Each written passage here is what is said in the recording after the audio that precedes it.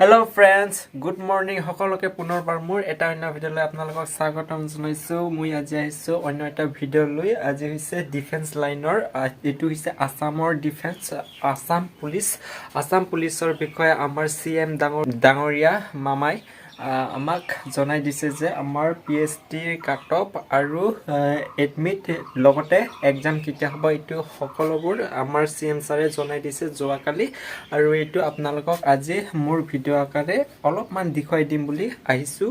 আৰু আপোনালোকে ভিডিঅ' সম্পূৰ্ণকৈ চাই থাকক, আৰু ভিডিঅ' যদি চাই পিনে ভাল লাগে তেতিয়াহ'লে লাইক এটা কৰি দিব, আৰু ছাবস্ক্ৰাইব আছে তলত, এইটো আপোনালোকে অলপমান ছাবস্ক্ৰাইব কৰি দিব আৰু ছাপোৰ্ট কৰিব, যাতে ভাল ভাল কণ্টেণ্ট আপোনালোকৰ মাজত লৈ আহি থাকিব পাৰোঁ। আৰু সেইটোৱে এতিয়া আপোনালোকে চাব আমাৰ CM ছাৰে কি কৈছে যোৱাকালি লাইভত, এইটো আপোনালোকক অলপমান দেখুৱাই দি আছোঁ। হ'ল constable UB, constable AB, constable communication আৰু sub officer fire and emergency service. কনষ্টেবলৰ UBত পোষ্ট আছিল 1760টা, কনষ্টেবল ABত পোষ্ট আছিল 2301টা, কনষ্টেবল কমিউনিকেশ্যনত পোষ্ট আছিল 466টা, আৰু ছাব অফিচাৰ ফায়াৰ ছাৰ্ভিচত পোষ্ট আছিল মাত্ৰ এটা। এই গোটেই পৰীক্ষাটোৰ ইতিমধ্যে PST আৰু PET কমপ্লিট হ'ল।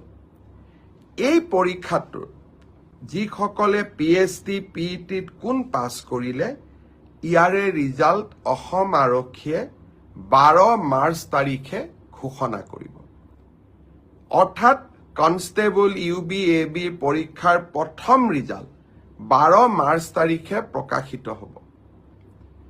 ইয়াৰ পিছত আপোনালোকে নিজেও জানে যে এটা লিখিত পৰীক্ষাত আমি অৱতীৰ্ণ হ'ব লাগিব, আৰু এই লিখিত পৰীক্ষাটিৰ বাবে যিসকলে কাট অফ মাৰ্ক পাবলৈ সক্ষম হ'ব, তেওঁলোকে এডমিট কাৰ্ড 17 মাৰ্চৰ পৰা ডাউনলোড কৰিব পাৰিব, আৰু finally AB UB written test 23 মাৰ্চত অনুষ্ঠিত হ'ব।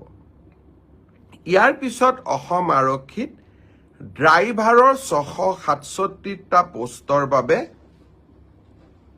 PST আৰু PET অনুষ্ঠিত হৈছিল। এই ড্ৰাইভাৰৰো PST PETৰ পৰীক্ষাৰ ৰিজাল্ট অহা পৰহি দিনাখন অৰ্থাৎ 4 মাৰ্চ তাৰিখে অসম আৰক্ষীয়ে ঘোষণা কৰিব। ইয়াৰ পিছত স্বাভাৱিকভাৱে ড্ৰাইভিং টেষ্ট হ'ব, আৰু ড্ৰাইভিং টেষ্টৰ পৰীক্ষাৰ বাবে এডমিট কাৰ্ডো 4 তাৰিখৰ পৰা লাভ কৰিব পাৰিব, আৰু written test, driving test written পিছত হ'ব, প্ৰথমতে ড্ৰাইভিং হ'ব।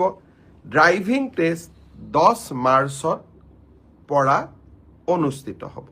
অৰ্থাৎ 4 তাৰিখে PST PET ৰিজাল্ট দিব, এডমিট কাৰ্ডো 4 তাৰিখে দিব, আৰু 10 মাৰ্চৰ পৰা ড্ৰাইভিং টেষ্ট হ'ব, আৰু ফাইনেলি ইয়াৰ পিছত এটা লিখিত পৰীক্ষাটো আমি এপিয়াৰ কৰিব লাগিব।